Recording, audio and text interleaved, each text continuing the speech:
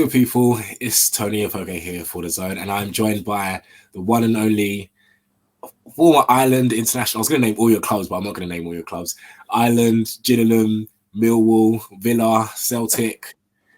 What else am I missing? Chelsea. Red Star. Yeah.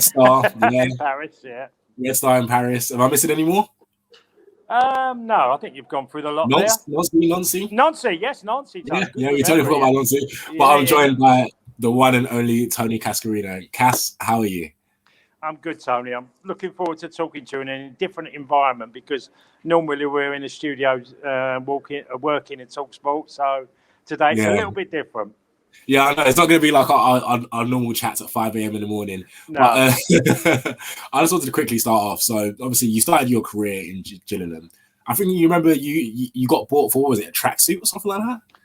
Yeah, well, it was, to be honest, Tony, I started at Gillingham and they couldn't get, the club I was playing for, non-league, couldn't command a fee because I wasn't under contract. So Gillingham, as a gesture, said, look, we'll give you some balls, some cones, some tracksuits, some training items. And Crokinole, we're a small Kent League club, said, yeah, that's fine, that'll be good. You know, they couldn't get money from me legally. So that's how the story came about. And yes, it was for bibs, tracksuits, cones, all the stuff I've just mentioned. So that was a long, long time ago, unfortunately for me. So obviously, you moved from Crokinole to now Gillingham. Do you remember your debut? I think you told me the story about your debut, but for those that don't know, what was it like making your debut? How old were you? Do you remember the day in particular? Well, I always say two things on this, Tone, is that your debut is a home debut and your debut. So if you play, my debut was away from home at Burnley on a Tuesday night. It was Burnley on a Tuesday night back in the early 80s. It was League One, what we are now, so it was the old Division 3. Real tough game, 0-0. I played, but I got thrown in the deep end because there was a couple of injuries to centre forwards at the club. So I got thrown in, did okay. But if you're talking about my actual real debut in some respects, because obviously that was it, but my real debut, I always think your debut's at home, isn't it? You remember your home debut. And my home debut was against Wimbledon, and it was the story of me in the book where in them days, Tone, there was a 13-man squad, but you only had 12 involved in the game. There was always one player, the 13th, was just unforeseen circumstances might happen. You know, he would travel into the ground and be available. Someone went sick overnight. Something in that respect was why you were 13th man. I was named in as 13th man at Gillingham at home to Wimbledon. So I arrived at Priestfield Stadium. Probably we needed to be there at 1:45 for a 3 o'clock kickoff. I got there just after 1. And I thought, you know what? I'm not going to be playing today. I'm 13th man. I'll sit in the Wimpy and have a Wimpy and chips. So I had a Wimpy and chips like you do. Then washed it down with a Knickerbocker Glory. Got to the stadium. Oh, manager, you're sub today. And all I could think about was this Wimpy and chips and this Knickerbocker Glory. So I've been named as the sub, as the 12th man, because there was only one in them days. 15 minutes into the game, a lad called Dean White gets stretchered off. I'm on. And I'm running, and I can feel this all swirling around in my stomach. This Wimpy and chips and, Knickerbocker Glory. I played really well, scored a goal, and we won 6-1. So my home debut for Gillingham, I scored a goal, and we won 6-1 against Wimbledon. And I realised quite quickly, Tone, that wasn't the normal routine of pre-match meal, because that was just, just a disaster. But a very funny experience, because I had no idea I would be 12th man and be on the bench, and then on so quickly within 15 minutes. Yeah, and how old were you when you made your home debut? 19. Yeah, so 19 and a half. I arrived at the club, Gillingham, and there was the apprentices there that were all same age as me, and I came straight in, and I got ahead of the queue of them very quickly, which strangely enough doesn't go down too well, because you imagine if you're at a club and you're an apprentice and you've been at the club for 5, 6, 7, 8, 9 years, then suddenly from the outside, a player that's just joined ends up jumping the queue and being available to play. But it was more to do with injuries than other younger players not getting their chance. So it started very quickly for me.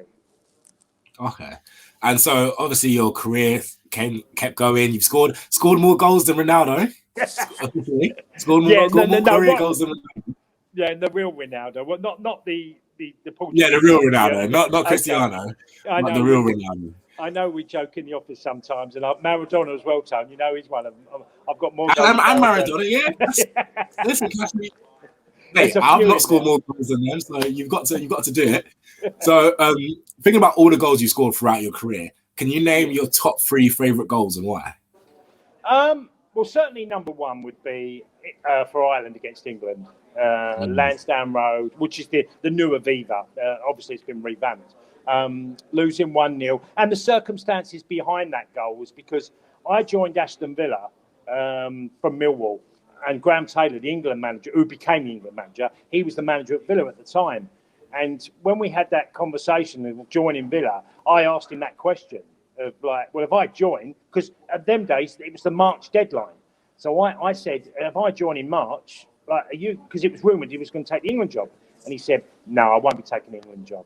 So within 12 weeks later, he was England manager. So he'd led me up the garden path, Graham, bless him. And so fast forward, he took the England job, and I did okay at Villa. I loved it at the Villa. I really had a great time. Enjoyed it. It was a fantastic club. And then Joseph Bengals come in, but then the Republic of Ireland were in the same group as England for the Euros in '92, and we played England in Dublin. And as I was substitute, and as I was going on, Graham Taylor gave me the finger. Don't you dare. Don't you dare, as I went on. And I looked at him like to say, you owe me one. You told me you weren't going to be the England manager. So England were winning 1-0. David Platt scored for England. And then I got a header, typical goal that I love getting. Far post, attack the ball, and headed it in the corner past Chris Wood in goal for England. So that goal would always be my number 1 because of Ireland and my incredible time I had with the people that surrounded, from Jack Charlton to the players, the fans, an incredible relationship with everybody in Ireland. So that goal would always be my standout, without a doubt. My number 2 would probably be Millwall getting promoted to the top Division 1, which is now the Premier League. We played Villa away, and I scored my first Premier League goal at Villa Park for Millwall. And it was Millwall's first ever goal in the top flight. So that was a big goal for me because, there's one thing. All our squad, Tony, was players who had to prove a point. All, had never quite made the top. So we all went to the old First Division and tried to prove how good we could be. And I remember that night, I scored both goals. We drew 2-2 at Villa Park, and I scored them both. And I also, Tone, just to follow this story, I also got chucked out of a nightclub that night as well. No, you got to tell me. Wait, can you tell me why? Well, obviously, celebrated a bit too much, got a bit too drunk. And I'm not a big time Charlie, as you would know, but being a big time Charlie after this game, I ordered a bottle of champagne. They gave it to me for the lads. And as soon as I ordered it, the bouncer said, "You've got to drink up now." I said, "I've just ordered it." And he went, "You've got to drink that now." So Stevie Wood, a player with me, tried to grab the bottle. And I ended up arguing with the bouncer, and I got thrown out. Got thrown out of the nightclub. It was called Deja Vu in Swanley, the place. I always remember getting chucked out. It's the first time I've got chucked out. I've been chucked in a few nightclubs. I've never been chucked out. So that would probably be my second choice in goals. My third would be a penalty, which sounds strange, for Marseille. Okay. Because I joined Marseille and a bit of a cloud leaving Chelsea, but I was gutted to leave Chelsea because I started to really feel I was playing well. But Glenn had all made a choice between me and Nigel Spackman, and he said he was going to keep Nigel Spackman, and I was let go. So I joined there, and we got a penalty in the first goal. We got a penalty in the first game that I was playing at the Velodrome. And I just instantly, which I wasn't a penalty taker, I just grabbed the ball. And I remember thinking, whatever I need to do, I need to hit the ground hard and running for Marseille, get goals quickly. And that penalty was a really big moment for me, even though I scored it, because there was about 50,000 at the stadium in that game, and a lot of people come there and I'd replaced Rudy Vuller, which was one of the great centre forwards in the game. They'd had, Alan Boksic, they'd had Ravanelli, they'd had Jean-Pierre Papin before. So all these great number 9s, and I'm wearing this number 9 shirt.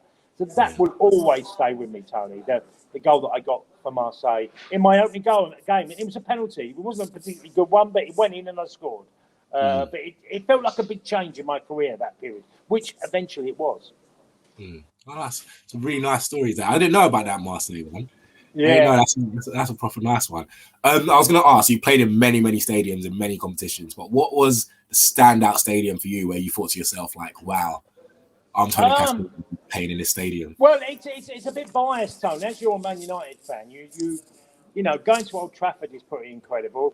What can I say, Cass? But for me, touching Anfield, touching Anfield was always going to be the top, because being a Liverpool fan and going to that stadium, knowing some of the players I've played against and with, I was just like, wow, what a turn in my career. I'm at Anfield. Because I've been on the terraces at Anfield many a time before I played there. Old Trafford was a bit run down at that particular time. I'd say the biggest disappointing one was AC Milan. Wow. The San Siro was a terrible pitch, and it was a bit of a rundown stadium as well. We played Inter Milan there. So I've played in some really great stadiums in Germany. I played, obviously, in the Olympic Stadium in Rome, in the World Cup there. But I would probably go Anfield because of personal reasons, not because it was the best. It was because more my sort of affiliation with the club, and just felt, this is, if you said to me I was a 13-year-old school kid in the playground, and one day I'll be kicking a ball at Anfield in front of a capacity crowd, I'd have said you were bonkers. So, it's personal. Yeah. Did you ever score at Anfield? No, I hit the bar at the Cop End. Oh, imagine. No, Tom, I didn't want to score. Well, I was going to ask, so if you did score, well, we can't say that now, but if you did score at Anfield, would you have celebrated? Yeah, because no one would have known I was a Liverpool fan. I'd have gone ballistic. I'd have done the Adebayor and run the and then everyone years later would have accused me of being a traitor against my club. But I couldn't think of any other way. If I scored against Liverpool, even though, that's it, you follow the club, it's like, do me a favour. I'm not going to celebrate like I scored a goal for Liverpool. That was how I would have looked at it. All right, so this next question is a kind of a two-part one. So, out of all the clubs you played for, which club did you feel like you were at your best, played at your best, at your prime? So we'll answer that one first, and then secondly, at your prime, for all the managers you've ever played with, who would be your man? What manager would you want to play at your prime with? If that makes sense. Yeah. Okay. Well, where I'd say I played my best football was when I was in incredible shape at two clubs, but Millwall definitely, and then Marseille. But I played even better for Marseille than I did for Millwall. So it was very close, but I played 14 stone roundabout, just about 14 stone in England, and in France I played at 13 stone 6. So I was a good 8 pound lighter. And boy, did it make a difference. It makes me laugh now when we talk of players, and I listened to an interview on TalkSport this morning with Danny Rose and Ranieri talking about he needs to be fitter. Weight is a big thing for sportsmen. You can't be out of condition. Even in different eras where we did more, we drank more, we partied and do stupid things more.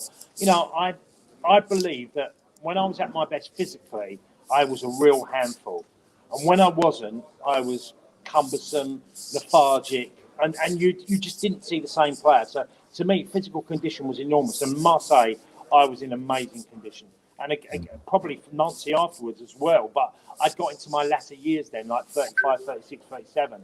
But I played at 31. Definitely that year, I played the best football of my career by a country mile.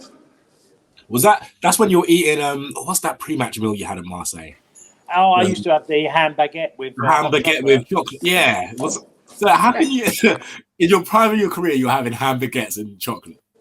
I love the sweet and salt, that mix of sweet and sour sort of thing. I just really, I remember just doing it, and all the players looking at me at the table for the pre-match. I dipped my ham baguette into the hot chocolate and just took a bite, and they were all, oh. I actually really liked it. Honestly, Cass, when you told me, I was so disappointed. Like, I like a ham baguette and I like chocolate, but it's just two things you don't put together. No, and I don't make you wrong. I'm just sometimes, as you know me, I'm a bit off the wall sometimes. I tend to be a little bit different. But I had a lot of glances from players who just couldn't entertain me dipping the ham baguette into a hot chocolate. Mm. So, out of all the managers you played under, so like Graham Taylor, Jack Charlton, who would you want managing Tony Cascarino in their prime, and why? Well, Keith Peacock would be up there. John Doherty, most definitely in this. Jack, and probably a guy called Laszlo Bologna in France was brilliant. If you'd think I'd say Jack, but Jack would probably drop me. So I'm not going to choose Jack. I'll probably go John Doherty in Millwall, just in front of Keith Peacock. John knew me. He realised quite quickly what I was about. He trained the socks off me. And he always said, my first meeting with John Doherty was in his office. And he said, would you like a drink? And I said, yeah, I'll have an orange juice or something. No, a drink. And I'm thinking, well, I've only just signed for the club. And he's asked me whether I want an alcoholic drink. So I think he's testing me. And I said, I'll have a small beer. And he went, I heard you like to drink. And I said, well, I don't really. I'll have the odd drink and all that. He said, do you know what? You've got to be fit to drink. And at first I was like, what do you mean fit to drink? Boy, I realised quickly afterwards, Tony, he meant if you were going to drink, you are going to train so hard, you won't want to drink. You know what I mean? So it was a really fun. I would say the Doc. I mean, he definitely in England, he got the most out of me. The guy in France, Laszlo Bologna, he won the Champions League in '86 for Steaua Bucharest in Romania. They won on penalties against Barcelona in '86. So he was an unbelievable man. I always tell the story to people I know about. We talk about hardship in football. When Romania fell in '89, Ceausescu revolution, he had to leave Romania because he was a senior player. He was about 36, and he told me the story that because he was friendly with the Ceausescu family, and especially the son, he was asked to leave Romania immediately, otherwise he'd be killed. And he said he had $2 million in a bank account in Romania, and he couldn't get a penny of it. He went to Belgium at 36, penniless, and he'd been a Champions League winner, and he'd also been an incredible footballer. Won over 100 caps for Romania, and he had to leave. The money was frozen in his account, couldn't get it out. So imagine that, Tone. Imagine some player today leaving a certain country and their money's been frozen and they can't take it and they're told to get out immediately. Wow, that is ridiculous. Yeah, and that was Laszlo Bologna. And he was an amazing man. He trained me really hard.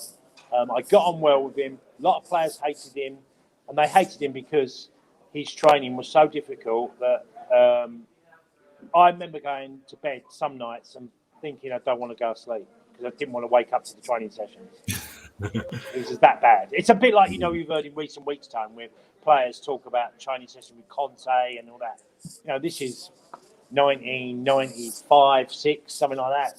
He's a similar thing like Conte. He was very much like Conte as a person. He's really straight-laced. But he used to train afterwards. When Steaua Bucharest won the Champions League, the European Cup as it was then, he told me they do training sessions with the manager and then they train on their own, the players. They train themselves. Different breed. Different breed of managers. Yeah. You don't get that nowadays. But one thing I was going to say, so you've shared the pitch with loads of people. Obviously, you have a great relationship with Teddy Sheringham. Well, actually, before we get on to other teammates, your relationship with Teddy, I remember the season where you tried to outscore each other, and I think he beat you just by one. Yeah, well, he's when you meet Teddy Tone, you understand pretty quickly why he got to where he got to, because he makes everything competitive, but not in a bad way. He makes it feel like it's a battle between you and him. So he really does want to outscore you. He's making it quite clear that if you're in front of him, he don't like it. And he's not going to knock past you. He's not like that. He wasn't, selfish in that way that he just wouldn't do things that would, make me a good player. He just wanted to be really competitive. And I've always said about Teddy, think about the perfect partner and Teddy's there, because you think of Les Ferdinand, you think of Alan Shearer, you think of Andy Cole, Dwight York, me, many others. That, you know, Les Ferdinand, you know, I think I mentioned him anyway, but loads and loads of partnerships. Teddy ticked every box for everybody because he knew how to be a foil for somebody else, you know, and it'd be incredibly annoying time with him because he didn't play by the rules, as in keeping himself perfectly fit. He had a six-pack all the time, and he could eat what he liked. If you went round Teddy's house, you opened the fridge, he'd have a bar of chocolate, bacon, sausages in his fridge, and no more. There'd be no health food, you know, there would be nothing to do, but he'd have absolute chisel, six-pack. And that was Teddy. Wow. And so, you're talking about your great relationship with Teddy. I know you told me recently you played a testimonial with the likes of Cantona and Zidane. Are there any other people that you played with but weren't teammates where you wish that you looked at them and you said, "Wow, I wish I could have played with you"? Well, there's loads of them, really. So, yeah, of course. I mean, Figo was one of them. I mean, he was incredible.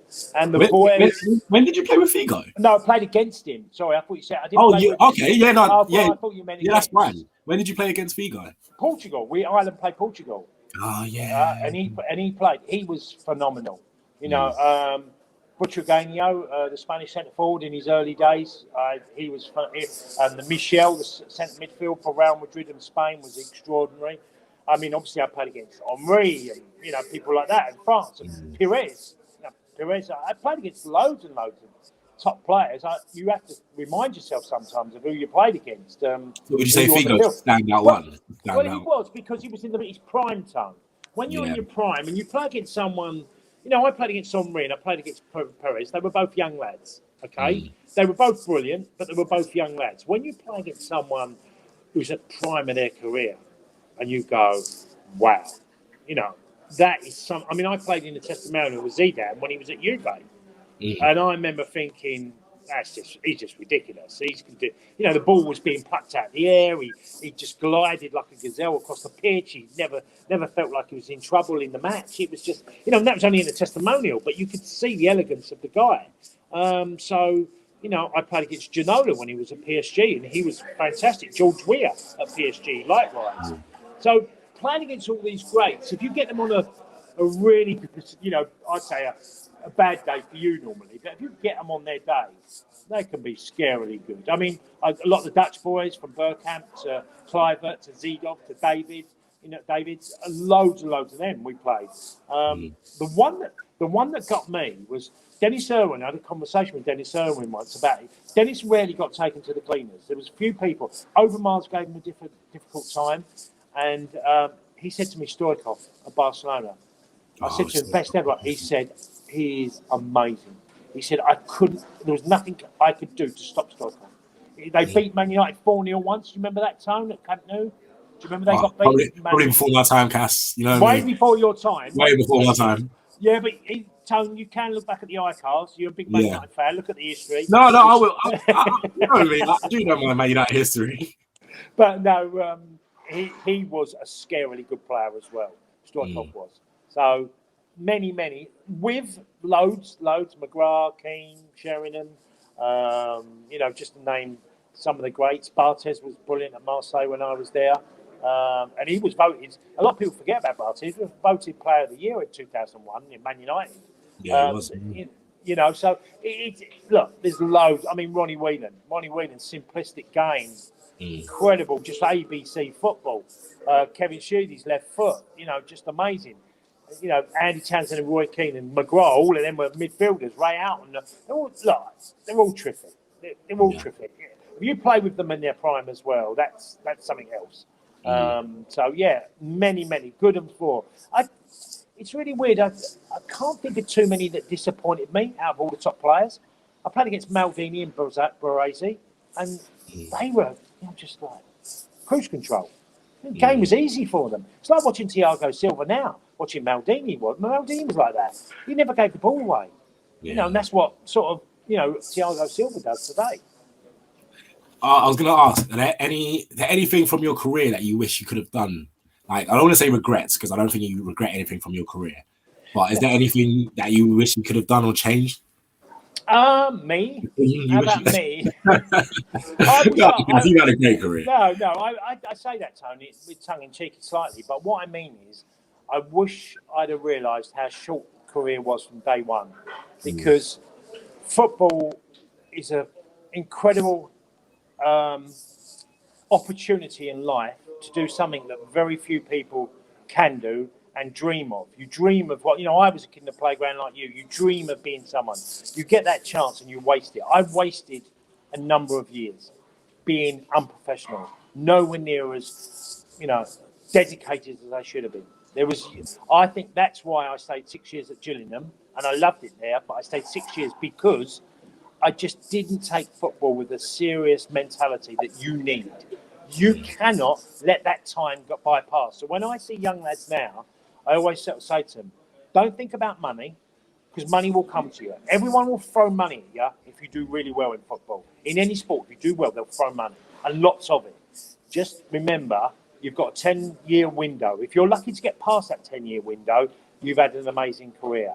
If you don't, and you've been a top player, then you'll have regrets about why you didn't get there. I didn't win anything. Well, I won championships and I won promotions, but I didn't win anything really in individual stakes of, an FA Cup winner who lost the final, came second in the Premier League or the old Division 1 with Aston Villa.